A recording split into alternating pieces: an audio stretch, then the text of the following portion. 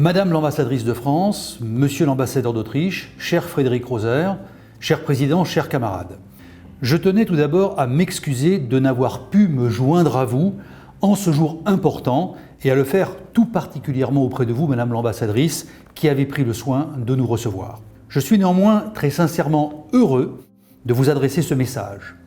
Il se veut une manifestation du soutien de l'Association française à cette initiative et il me permet de rappeler l'importance que nous attachons au développement du réseau international des anciens élèves de l'ENA et de l'INSP.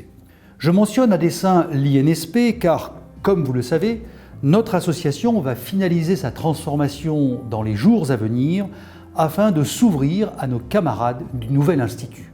Bien évidemment, les associations européennes présentes dans chaque pays, mais aussi les associations présentes sur les autres continents, sont naturellement invitées à suivre ce même chemin.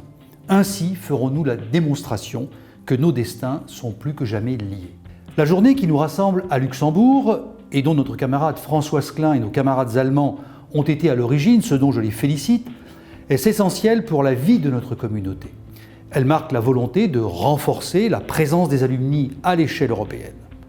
Si l'on considère en effet que l'Europe est notre avenir à tous, il est symboliquement et politiquement essentiel d'affirmer par notre présence une certaine forme de conscience européenne que nous puiserons aux sources de notre formation commune.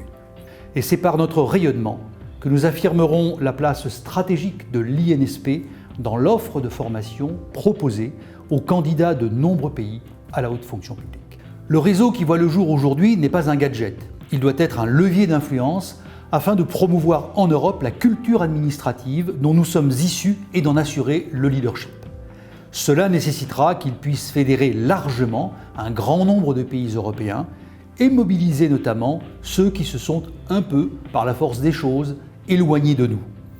J'ajouterai que le réseau des anciens élèves de l'ENA et bientôt de l'INSP, au sein duquel ce nouveau pôle doit être une figure de proue à l'échelle de l'Europe, pourra constituer un vivier de compétences et de ressources susceptibles d'alimenter des parcours professionnels transnationaux.